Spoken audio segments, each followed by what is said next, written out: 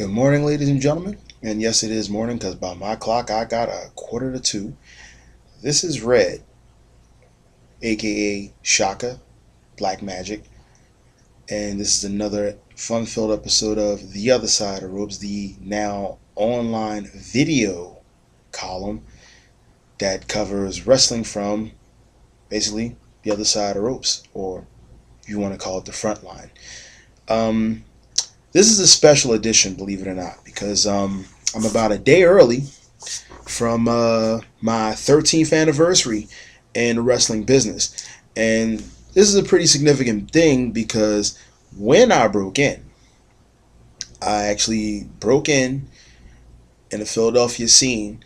And this is a very significant time because it was this time from like the mid to late 90s where you actually had not one, but two minority owned professional wrestling promotions. And quiet as this is kept, um, like you had Negro League Baseball, not many people heard about minority owned promotions for wrestling.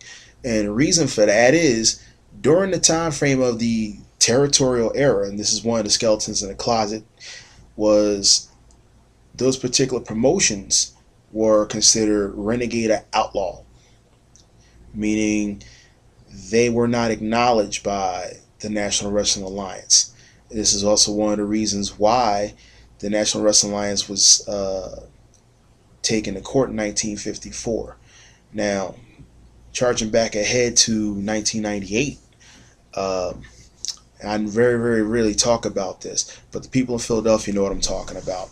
The time frame I'm talking about is 1997 in Philadelphia, and this is back when ECW was getting a nice little stronghold, was getting a nice following in Philadelphia. And during that same time frame, that summer, 1997, is when I saw my first indie show since 1989. And 1989, my indie show was NWF, and this was when I was stationed at Fort Dix, and I was 17 years old. Going back to 97, I know I'm flip-flopping a bit, but bear with me, folks. This is making sense. 1997, I saw my first indie show since 89, so we're talking 8 years. And this is at the Felton in Feltonville. For those of you who don't know Philadelphia, Felton is just right off, like, some like a upper part of like between the edge of Northeast and North Philadelphia, off of Roosevelt Boulevard. And in Feltonville, the Felton was a ballroom, and the promotion was Grand Wrestling Alliance. That's where I saw my first show. And these guys, about a couple, like later that week when I first saw the show, these guys were pretty much on point.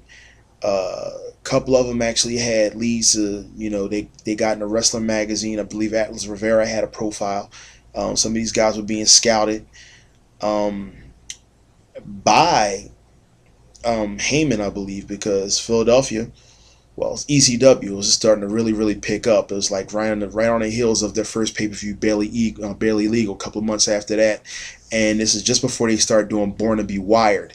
This was the barbed wire match with Sabu and Terry Funk. And this is the first show I saw. And I found out, and they put out an article in one of the independent alternate newspapers, City Paper, and I still had that. And when I got to meet some of the guys, they kind of freaked out what I remember, because I remember the show and I met them, like, okay, cool.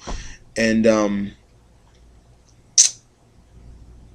where they trained was in Fishtown, Hawkins Gym, a little side street called Harold Street, and right off of Lehigh and Aramingo.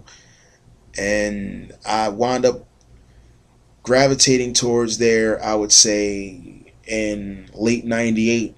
But before I did that, there was another minority-owned promotion called Soul City Wrestling. And the guy that started me off there was actually trained by the Samoans. He had 4 years in. That was, and I can say this now, back then not so much a good idea, Hard Rock Hamilton. And and he had a little garage. He had 2 rings in there. Um, Off of Snyder Plaza on Wakeco Avenue, which actually was about literally a mile up from ECW Arena. I'm not kidding, and that's where I got my first bit of training before I went over to Hawkins. Hawkins, of course, the Lehigh and Ermingle is where, not by the time I got there, I'll put it this way. I broke in the middle of what I didn't know at the time in '98. It was pretty much a turf war. GWO is pretty much doing some pretty good things because by the time I broke in, they had moved from the Felton and they were doing shows in the Blue Horizon. And people know about the Blue Horizon from USA Tuesday Night Fights. It was also a ballroom. They do cabarets, blah, blah, blah, blah. If everybody knows about Blue Horizon in Philly, you know what I'm talking about. And there was a rift between factions in the locker room. It got political. And, these were guys, they had their stuff down, but they weren't seasoned enough, is what happened.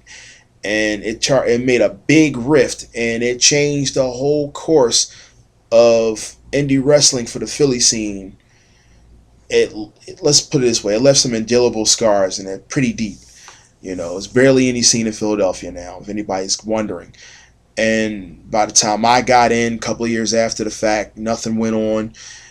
And I figure, look, I'm still hungry. I still want to do this. And I'm the type of guy, you give me the ball, I'll run as far as I can and see what I can do with it. And if I couldn't get into the minority thing, that's a big thing in the States. And eventually it led to me like about seven years into the business going over to Europe. And take this to the next level. Atlas J. Horn, who was out in the Midwest in Chicago, he put in a board on Facebook, and on his board, Kamala Jr., believe it or not, and it's ironic because when I broke in, I was supposed to be Shaka Kamala. That's where the Shaka thing came from. I didn't make it up, folks. And I got a thing against stereotypes. I'm like, look, black wrestlers are pretty rare in this business. And unfortunately, there's still always this perpetual stereotype. You go mainstream, you got to be thug, you got to be hood, you got to be this, you got to be that. And I figured, look, we came entirely too far. Civil rights and all that. And ironically, around this time, you had the Nation of Domination. I'm like, wait a minute. It's the tail end of the 90s. We're going into the millennium, and y'all digging up the damn Black Panthers? Come on. Y'all a little late. Of course, if y'all had tried that back then, I can only imagine you definitely had a better chance of inciting a riot. But you never know, it might have worked. But, you get to the whole thing. It's strange that on the heels of Y2K, you have African American or black wrestlers, and you try not to perpetuate stereotypes, but at the same time, you have politically correct. So you see the hypocrisy here, okay? So I didn't want to do a whole, okay, natives from Africa, this, that, and the third. And I'll tell you why. I had classmates when I went to technical school who was from Uganda, and they speak very good English. As a matter of fact, her younger sister I met in 11th grade when I was in high school, okay? Now, there's Africans in my neighborhood. Okay, I go down and work out in West Philly. You gonna run into Ethiopians. I work out and train with Nigerians. Run into them all the time. Matter of fact, my grappling coach comes from France, and I think Boogie's from Nigeria originally too. You run into a bunch of Moroccans. There's no savages, dude. All right. English may be a second language, but trust me, some of them speak a lot better and a lot more fluently than Americans that live in here for most of their lives. Okay, I'm just saying. So I mean, like, come on, why do we have and the whole thing that I'm pissed off about? People wonder why I think I make this thing about the WWE or TNA because, unfortunately, because they go through the whole thing perpetuating sports entertainment superstars, not athletes, not wrestlers. They barely ever wrestle. They go by the whole thing about pop culture references. It's sad, but there it is. That's been one of my biggest pet peeves about that. Now, without running too deep about this, because I can actually run another 10 minutes about it, but that was one of the biggest grievances I have. I mean, my grievances run on many layers and many levels, but that's one of them. But I figure in this particular case, on this anniversary, I wanted to bring up the whole thing, a little background about myself that I don't talk about too much.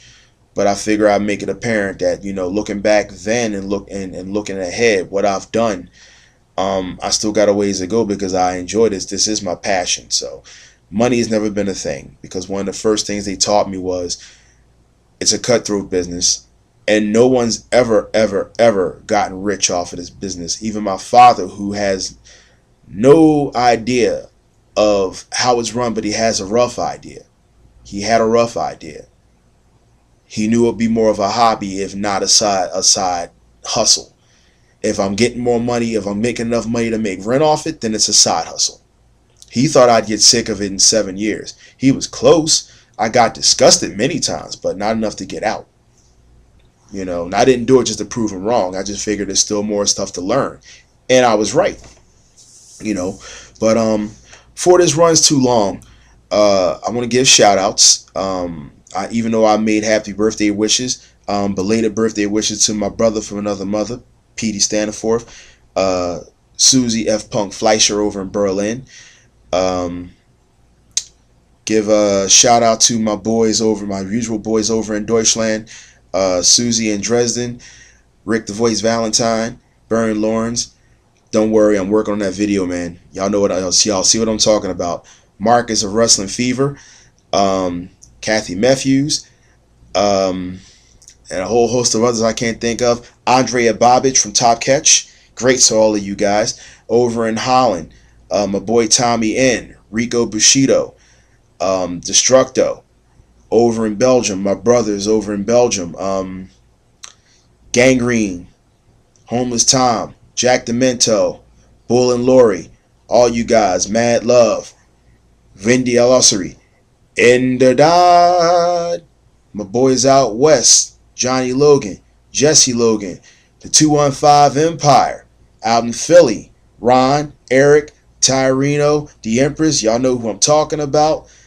My people down in Maryland, Eric Chappell, get better, brother. You got a thing to do on Saturday. Do that thing, babe, and don't kill yourself. You hear me? Whole host of other people. But on that note, incense, insane. The rest of y'all, I'll see you online. I'm gonna do my thing. I'm gonna post this. I got videos to edit. Like I said, Burns knows what I'm talking about. I'm out, people. Peace.